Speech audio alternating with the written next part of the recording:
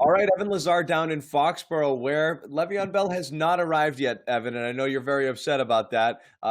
Yesterday I know you chronicled how the Patriots could use someone like Le'Veon. Some people out there think he might be washed. You disagreed. Now it looks like it's down to three teams, according to a report. And again, anything could change here, and I still am not counting the Patriots completely out. But we're looking at the Chiefs, Bills, or Dolphins, reportedly, as likely landing spots, who coincidentally happen to be the next three teams that the Jets play on their schedule.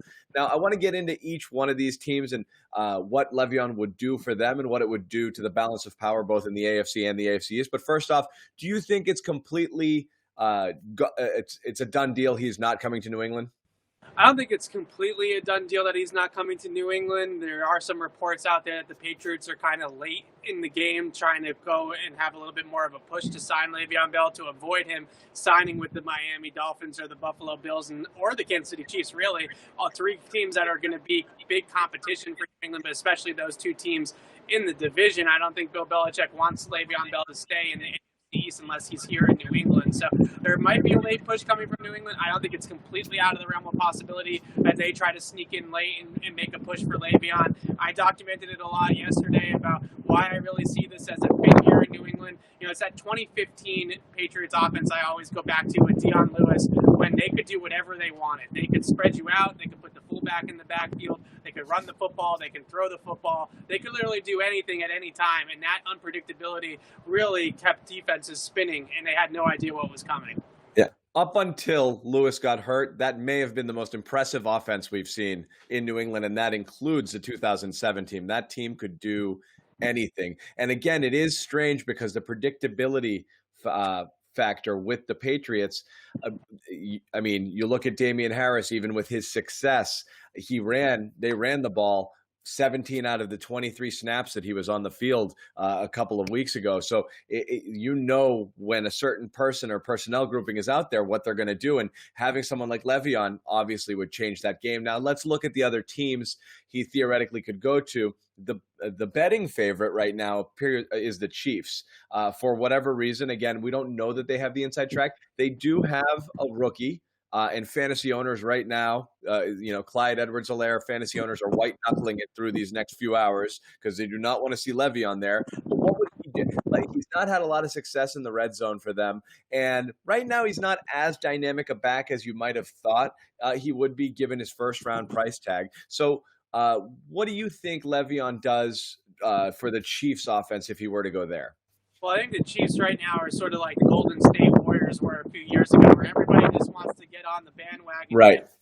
With Patrick Mahomes. So it's ring chasing. And remember also with the offsetting language in Le'Veon's contract with the Jets, he's going to get paid by New York one way or another. So the next contract he signs, the dollar amount really doesn't matter all that much. He's probably going to sign for the veteran minimum with that $6 million already coming to him from the Jets. So in terms of what it means for the Chiefs, Clyde Edwards-Helaire was off to a great start this season. He sort of cooled down just a little bit. I still think he would be their lead back. He's a very talented guy. He can do just about everything out of the backfield, kind of like Le'Veon's got great balance, ability to run through contact. So I don't think that they're going to bench Clyde Edwards-Helaire for Le'Veon by any means, but always having a backup, a useful backup that can kind of platoon this position a little bit more so it's not all Clyde Edwards-Helaire all the time is what NFL offenses want. That's why the Patriots have 5 running backs on their roster. That's why other teams like to carry multiple running backs that can play and can kind of fill in certain spots because you never know about injuries. You never know about your depth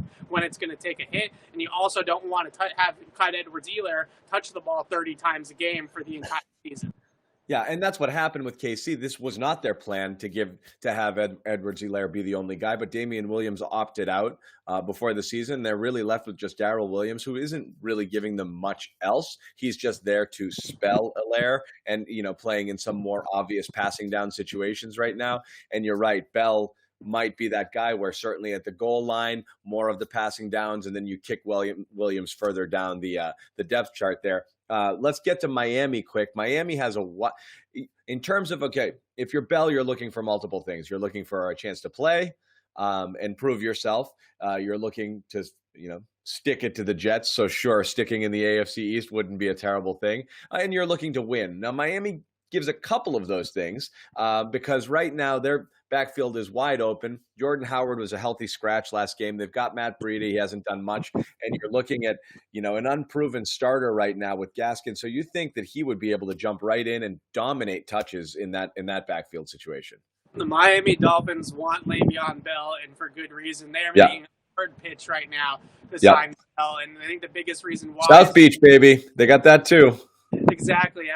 We've seen this movie before where guys go and sign South Beach for that exact reason. So but definitely not a game changer like Le'Veon can be. And with Shane Gailey there as their offensive coordinator and Brian Flores' ties to New England as well, they have a lot of history, both the offensive coordinator and the head coach, at being able to use running backs properly. And I think that was the biggest frustration that Le'Veon had in New York with the Jets, was that Adam Gase did not seem too interested in getting him involved in the passing game stylistically, schematically, in a good way. So sure, maybe we'll run you out wide, 3 snaps like they did against Arizona, or we'll line you up in the slot once and see what happens. But we're not talking about scheme situations where they're really trying to incorporate Bell in the passing game. So I think that's a big thing that he's looking for next, is somebody that's going to use him like he was used in Pittsburgh, as someone that's going to be a factor in the passing game and schemed open and incorporated, and targets are kind of planned for him as a result of the game script. And that wasn't what was happening in New York, and obviously he wasn't being used to the best of his ability. So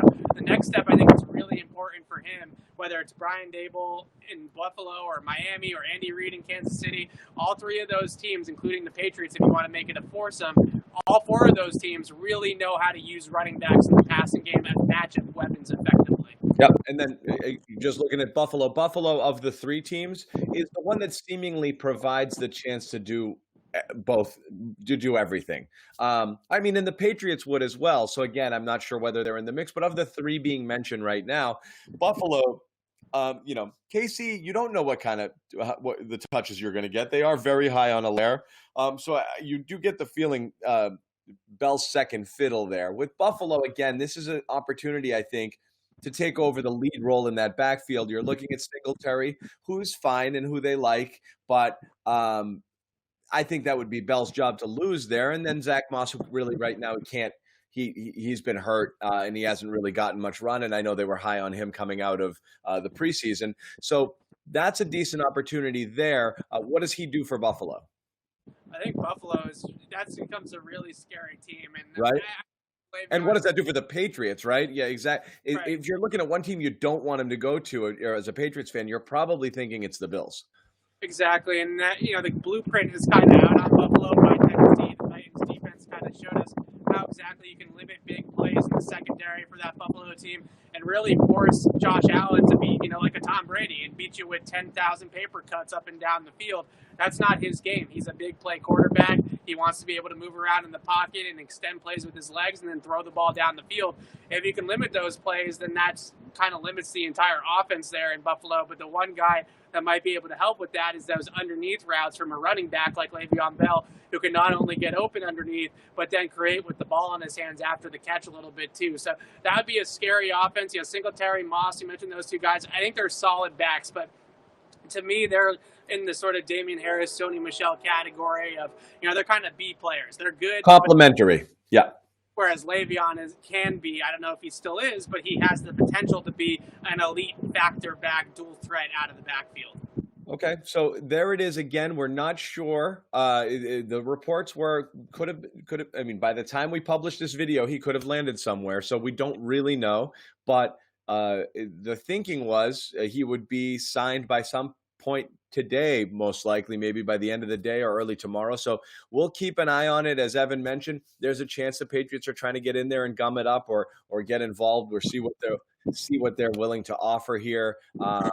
And we'll see. As you said, it's really not a matter of money. It's really a matter of situation. He can go wherever he wants to go. So we'll see what happens. Of course, Evan Lazar covering the team in Foxborough all week leading up to the matchup against the Broncos. Follow all of our coverage on our YouTube channel at Patriots Press Pass, also clnsmedia.com, where Evan will be writing about this week's game.